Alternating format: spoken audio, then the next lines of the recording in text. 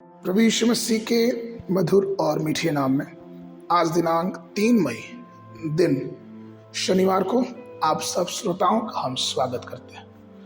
आज के दिन के लिए जो वचन है वो लिया गया है यूहन्ना रचित सुसमाचार उसका पहला अध्याय 12 पद। परंतु जितनों ने उसे ग्रहण किया उसने उन्हें परमेश्वर के संतान होने का अधिकार दिया, अर्थात उन्हें जो उसके नाम पर विश्वास करते हैं। प्रिय, बाइबल के अनुसार परमेश्वर ने विश्वासियों को विशेष अधिकार दिया। उनमें से कुछ ऐसे हैं: दुष्ट आत्मा निकालने का अधिकार, बलवान व्यक्तियों को बांटने का अधिकार, बंदियों को मुक्त करने का अधिकार, बीमारी पर अधिकार, प्राकृतिक शक्तियों पर अधिकार और मृत्यु पर अधिकार।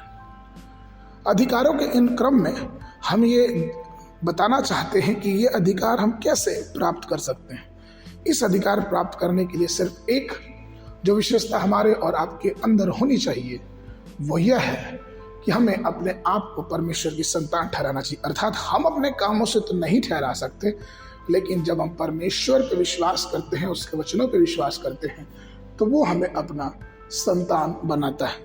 वो हमें चुन के बाहर निकालता है और वो चाहता है कि हम उसके संतान बने। वो राजाओं का राजा और प्रभुओं का प्रभु है। वो सामर्थ्य से भरा हुआ है, वो महान है, वो सर्वशक्तिमान है। परिणाम स्वरूप ऐसा हो सकता है कि कई बार हमें संसार में रहते हुए अपने जीवन में लड़खड़ा जाए, डगमगा जाए, लेकिन हमें इस बात को ध्यान रखना है कि हमारा परमेश्वर दयालु भी है और उसने अपने बेटे और अपनी बेटियों को अधिकार दिया है, और वो अधिकार हम परमेश्वर के नाम से अपने जीवन में इस्तेमाल कर सकते हैं।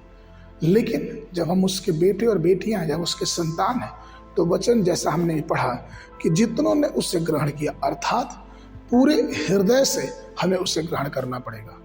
और जब हम उसे ग्रहण करते हैं, ग्रहण करने का तात्पर्य ये होता है कि हम उसके वचनों को अपने जीवन में उतारते हैं, हम उसके कलाम को पढ़ते हैं, उस पर दिन रात मनन करते हैं, और उसकी सारी बातें जो विश्वास की बातें हमें बताई जाती है, हमें सिखाई जाती है, और हम उसके अनुसार अपने जीवन को बिताते हैं, जिससे परमेश्वर की आशीष हमारे जीवन में आती है। इसलिए प्रियो, आइए हम अपने परमेश्वर के द्वारा दिए हुए हर एक उन अधिकारों का प्रयोग करें और परमेश्वर की आशीषों को अपने जीवन में उतरते देखें और उसकी महिमा अपने जीवन में करें।